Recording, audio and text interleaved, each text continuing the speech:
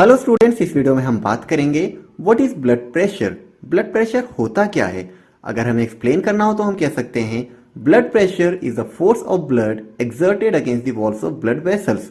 मैंने क्या कहा? हमारे बॉडी के अंदर जो ब्लड वेसल्स होती हैं, मतलब आर्टरीज, वीन्स और कैपिलरीज होती हैं, इनकी वॉल्स के अगेंस्ट जो प्रेशर एक्सर्ट होता है, जो फोर्स लगती है, उसको ही हम ब्लड प्रेशर बोलते हैं। एक और इंपॉर्टेंट पॉइंट जो कि आपको याद होना चाहिए वो ये कि ब्लड प्रेशर को हम जिस इंस्ट्रूमेंट से मेजर करते हैं उसको क्या बोलते हैं? तो उसको बोलते हैं स्फिग्मोमैनोमीटर। इसके अलावा आजकल कुछ इलेक्ट्रॉनिक डिवाइसेस भी आ रही हैं, कुछ इलेक्ट्रॉनिक मॉनिटर, जो कि हम लोगों के घरों पे भी होता है। तो घर पर अगर हार्ट रिलेटेड कोई पेशेंट है तो हमें घर पर रखना चाहिए स्फिग्मोमैनोमीटर को, या इसी तरह के दूसरे इलेक्ट्रॉनिक डिवाइसेस को, और समय समय पर चेक करते रहना चाहिए, ताकि अगर ब्लड प्रेशर आपका ज़्यादा हो रहा है, प्रॉब्लम चल रही है, तो फौरन डॉक्टर से कंसल्ट करें, डायग्नोज कराएं कि प्रॉब्लम कहाँ पर है। ठीक है, तो इंस्ट्रूमेंट भी याद रखेंगे आप, क्या नाम है। ठीक है स्टूडेंट्स, तो इतना समझ आ गया। ये तो एक जनरल एक्सप्लेनेशन हो गई, एक बेसिक डेफिनेशन मैंने आपको समझा दी कि भाई ब्लड प्रेशर है क्या। अगर थोड़ा और आगे हम बढ़ें और डिटेल में समझें तो आपको पता है कि हमारा जो हार्ट होता है वो एक ऐसा पंपिंग ऑर्गन है जो कि ब्लड को हमारे पूरी बॉडी के अंदर पंप करता है। कैसे पंप करता है? Through contraction and relaxation. हमारा हार्ट कॉन्ट्रैक्ट होता है तो ब्लड पंप होता है, इजेक्ट होकर के पूरी बॉडी में जाता है, और जब रिलैक्स होता है तो हमारे हार्ट में ब्लड फिल होता है। कॉन्ट्रैक्शन को हम बोलते हैं सिस्टोल और रिलैक्सेशन को हम बोलते हैं डायस्टोल। ये चीज तो आपको पता है। अब जबकि हमारा हार्ट ब्लड को पंप करता है तो वो किसके थ्रू ट्रांसपोर्ट होता है बॉडी के अंदर?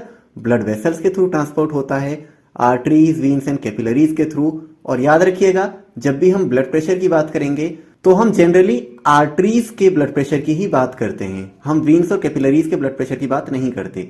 लेकिन ऐसा नहीं है कि वीन्स और कैपिलरीज में ब्लड प्रेशर नहीं होता, वहां भी होता है, लेकिन मेनली हम आर्टीरियल ब्लड प्रेशर की ही बात करते हैं। इतना भी आप ध्यान रखेंगे।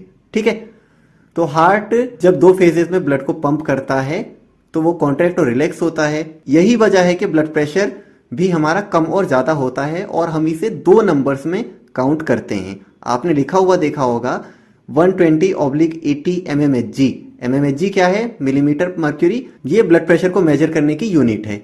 और ये 120 और 80 क्या है? तो 120 है आपका हायर ब्लड प्रेशर और 80 है आपका लोअर ब्लड प्रेशर। अब ये हायर और लोअर ब्लड प्रेशर का क्या मतलब है? तो अभी मैंने बताया कि हार्ट 2 फेजेस में ब्लड को पंप करता है, तो जब वो कॉन्ट्रैक्ट होता है और ब्लड को इजेक्ट करता है पूरी बॉडी के अंदर, तो जब प्रेशर हायर होता है, जिसको हम सिस्टोलिक प्रेशर बोलते हैं, तो सिस्टोलिक प्रेशर आपका 120 के आसपास होना चाहिए तो नॉर्मल कहलाएगा। जबकि जो आपका मिनिमम प्रेशर होता है, मतलब जब हार्ट रिलैक्सेशन मोड में होता है, मतलब के डायस्टोलिक प्रेशर, वो कितना होना चाहिए? आपका 80 से कम होना चाहिए, तो आपका नॉर्मल कहलाएगा। ठीक है स्टूडेंट्स, इतना आपको समझ आ गया कि ब्लड प्रेशर को हम 2 नंबर्स में क्यों मेजर करते हैं। क्योंकि हमारा हार्ट जो है उसका प्रेशर ज्यादा और कम होता है, कॉन्ट्रैक्शन के समय ज्यादा और रिलैक्सेशन के समय कम, और वही ब्लड पंप होकर के हमारे आर्टरीज के थ्रू ब्लड के डिफरेंट पार्ट्स में जाता है। इस वजह से आर्टरीज की वॉल्स के अगेंस्ट भी प्रेशर कम और तेज होता है in response to systolic and diastolic phases of heart. ठीक है स्टूडेंट्स, तो इतना आपको समझ आ गया। अब एक चीज हम और समझ लेते हैं कि जो हमारा ब्लड प्रेशर होता है वो अगर बढ़ जाए, हाई ब्लड प्रेशर हो जाए, तो क्या ये आपके लिए अच्छा है? जवाब है नहीं। हाई ब्लड प्रेशर आपके लिए कभी अच्छा नहीं होता है। इससे आपको क्या क्या प्रॉब्लम्स हो सकती हैं? इससे आपको स्ट्रोक की प्रॉब्लम्स हो सकती हैं, आपका किडनी फेलियर की प्रॉब्लम हो सकती हैं, हार्ट रिलेटेड बहुत सारी डिजीजेस आपको हो सकती हैं, हार्ट अटैक जैसा कुछ हो सकता है। ठीक है, तो ब्लड प्रेशर आपका हाई नहीं होना चाहिए। अगर है तो उसके पीछे कारण क्या हो सकता है? उसके पीछे कारण हो सकता है कि जो आपकी आर्टरीज हैं उनके अंदर कुछ ब्लॉकेज है, कुछ वैक्स लाइक सब्सटेंस हो सकता है कि जमा हो गया हो, जिसकी वजह से जो पैसेज है वो नैरो हो जाता है और ब्लड को पास होने में ज्यादा फोर्स लगानी पड़ती है। और जब ज्यादा फोर्स लगेगी वॉल्स के अगेंस्ट तो उतना ही ज्यादा प्रेशर होगा। समझ रहे हैं स्टूडेंट्स आप? बाकी फर्दर डिटेल के लिए आप इस चार्ट को देख सकते हैं कि आपका जो ब्लड प्रेशर है वो नॉर्मल कंडीशन में 120 से 80 mmHg होना चाहिए। 120 मतलब आपका सिस्टोलिक प्रेशर और 80 मतलब आपका डायस्टोलिक प्रेशर। वैसे ये 120 से थोड़ा बहुत कम ज्यादा भी हो सकता है, ये 125 भी हो सकता है, ये 115 भी हो सकता है, इवन 130 तक भी बहुत ज्यादा प्रॉब्लम की बात नहीं है, पर होना नहीं चाहिए।